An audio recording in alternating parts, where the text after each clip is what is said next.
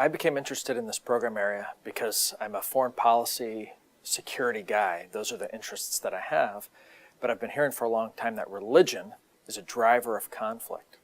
You know, most wars around the world aren't about religion. People aren't killing each other over religion, but religion as an identity, as a thing that mobilizes people, as a way that people feel part of a group. That seemed to be a part of it.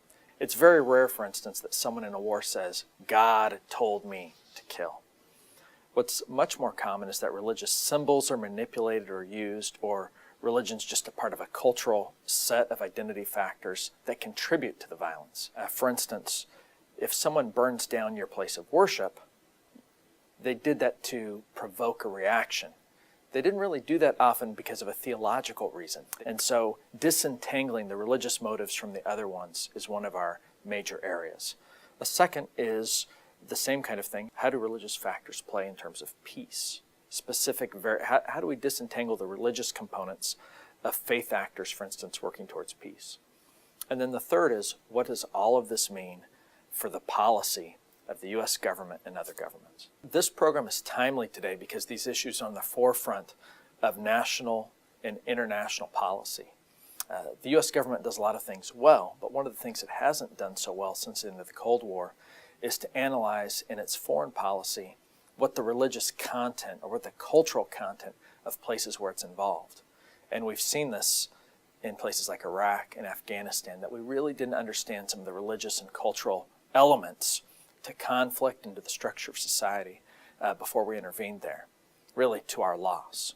The projects associated with this program include government outreach, bringing Berkley Center Knowledge Resources to the Department of Defense and the Department of State and other agencies. We've run seminars for government agencies, such as at the National Defense University. We've provided Georgetown speakers to places like U.S. Southern Command, to the Foreign Service Institute that trains State Department officials. But of equal importance have been our student initiatives, high school lesson plans, syllabi for college instructors, a database with over 500 syllabi from around the world on religion, foreign policy, conflict, and other issues, film guides that can be used in the classroom. And so what we've tried to do is to build a database of instructional materials useful from everyone from a high school student to a professional in the government on these issues. One of the projects for the future is the publication of a book on applying ethics, the just war tradition, to post-conflict or late conflict environments. Things like after the peace deal is signed, what are the ethical considerations that occupying powers might have, or an interventionary force? We have a set of videos that few people know about from our events.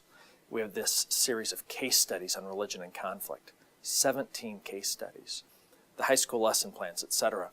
The primary thing that we need to do over the next couple of years is to make that available, widely known, and widely disseminated so that it can be used.